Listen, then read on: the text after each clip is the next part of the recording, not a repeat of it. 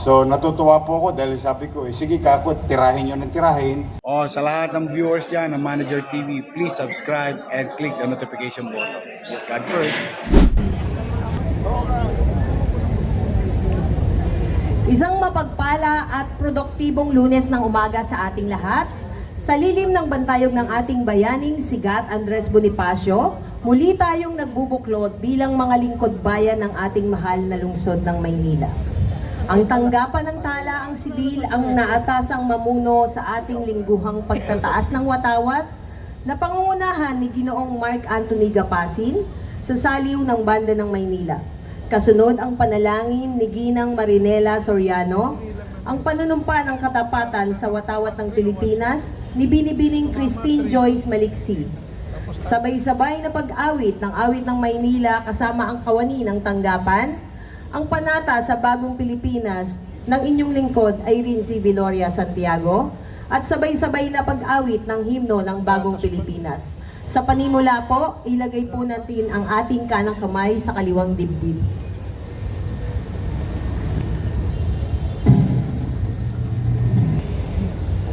Muli po nating itaas ang ating kanang kamay.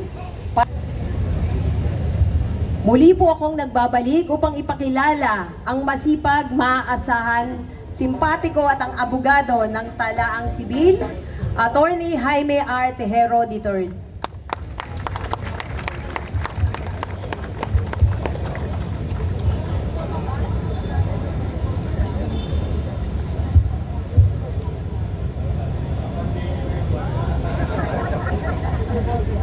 Purihin ang Panginoon, to our good mayor, Honorable Francisco Isko Moreno Dumagoso, to our vice mayor, Honorable Angela Ley Atienza, to our city administrator, Honorable Attorney Wardy Quintos, to our secretary to the mayor, Honorable Letlet Sarkal, to our Chief of Staff, Doc Cesar Chavez, to our fellow department heads, city councilors, officers and employees of City Government of Manila, good morning.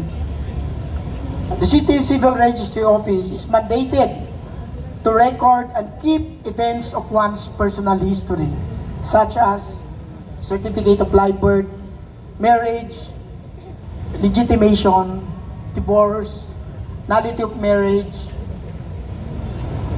naturalization of citizenship, and even renunciation of Philippine citizenship. Added to our functions is the correction of any interest in your certificate of live birth and marriage. It should be clerical and typographical errors. And also, a change of first name is also being catered by our office. On a daily basis, we accommodate around 1,200 to 2,500 walk-in clients. That is on top of around nearly 100 transacting through Go Manila app.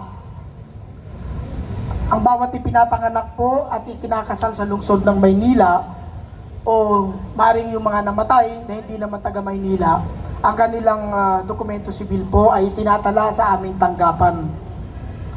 At kaya naman po, bagamat hindi lang po sa lungsod ng Maynila, mga taga-lungsod ng Maynila ang siniservisyohan po ng ating talaan. Sa mandato po at pagmamalasakit ng ating minamahal na mayor, inilabas po ng ating tanggapan ang kanyang serbisyo papunta sa mga barangay upang po ang mga ilang minamahal nating senior citizens, PWD, solo parents, ay hindi na po kailangan na pumunta pa sa City Hall para po asikasuhin ang kanilang mga civil documents. Kasi napakahaba po ng pila ng opisina natin. Sa ganyang karaparaanan po, sa pagmamalasakit natin, Mayor, hindi na po nila kailangan na mamasahe para pumunta po sa ating opisina. It is also through this program that children's who has no birth certificate that they gonna use it in school will have or will secure a certificate of live birth through late registrations. And our office was also honored to assist the good mayor in officiating series of marriages through Ikasalang Bayan to around 288 couples. And during darkest hour of our fire-stricken kababayan or fire victims, our office is also there. Binababa po natin ang ating serbisyo, katuwang po ang Office of the Senior Citizens Office upang po makuha nila yung duplicate copy na nawala ng mga civil documents at pati po yung kanilang mga senior citizens ID. Ibinibigay po natin yun ng libre. And despite all of it, our office, the CCRO, had 107% increase of income during the end of the year as compared to previous years. Kaya naman po, ako po ay taos puso nagpapasalamat sa aking mga kasamahan sa City Civil Registry. Salamat po sa inyong pagmamalasakit at nawa po patuloy po tayong magtiyaga at patuloy na sikapin na makatulong sa ating mga kababayan, lalo na po sa mga Manileño habang tayo po ay may pagkakatiwala. And having reported all this to you, our fellow public servants, we are blessed to give to you to deliver his weekly inspirational message, the man who made history and continuously making history to the capital of Manila, our Mayor, Honorable Francisco Isko Moreno Dumagoso. Thank you po.